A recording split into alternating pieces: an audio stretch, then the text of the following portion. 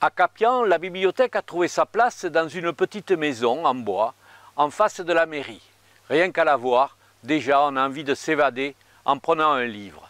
À l'intérieur, vous y trouverez de nombreux ouvrages et vous y rencontrerez une bibliothécaire, écrivaine, Charline Rose. J'écris depuis toujours et dernièrement j'ai eu un prix de l'imaginaire chez France Loisirs et Nouvelle Plume. Et donc j'ai écrit le début d'une saga fantasy dont le 3e tome devrait bientôt être édité. Donc c'est Edwen, le monde des Fae. En fait c'est une saga épique, fantasy, inspirée aussi des mondes médiévaux et nordiques. Et donc on va être plongé dans des mondes, en fait le monde de la féerie, entre le monde des terres d'hommes et le monde de la féerie. Et Edwen, qui est une humaine, va être plongée en fait dans le monde des Fae.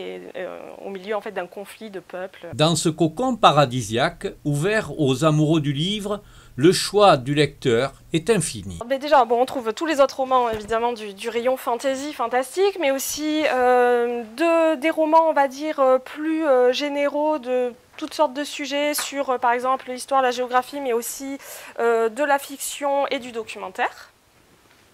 Ici, vous avez tous les livres de développement personnel. Voilà, et ensuite ici vous avez tout le rayon policier, extrêmement riche, ainsi que des BD et des mangas, et surtout notre coin jeunesse. L'avenir de cette bibliothèque semble prometteuse. La transmission du virus de la lecture fonctionne parfaitement du côté des enfants de Capian. C'est surtout des familles et il y a beaucoup d'enfants qui prennent des livres.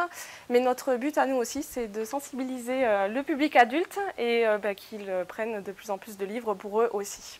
Les enfants trouvent dans cet endroit un cadre idéal, propice à la lecture. Je trouve ça vraiment chaleureux et puis en fait, on peut peut-être aller au niveau du coin jeunesse si vous le souhaitez.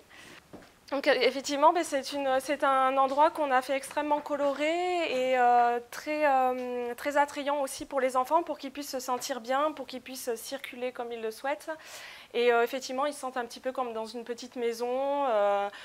Pour eux, c'est vraiment très très agréable et on voit de suite que ça leur plaît dès qu'ils rentrent en fait dans la bibliothèque. La bibliothèque vient de rentrer dans le réseau des bibliothèques de la communauté des communes du Créonais, à la satisfaction du maire de Capian. Il nous explique pourquoi cette entrée tardive. La bibliothèque du Créonais étant payante, nous on a toujours voulu que la bibliothèque soit gratuite. Et on m'a dit, si on rentre dans le réseau, il faut que la bibliothèque soit payante. Et je leur ai dit, à ce moment-là, non, on préfère rester gratuit et accessible à tous, puisqu'on veut que ce soit un service, avant tout, aux habitants. Donc on est rentré une fois que la bibliothèque, le réseau du Créonais a été gratuit. Voilà.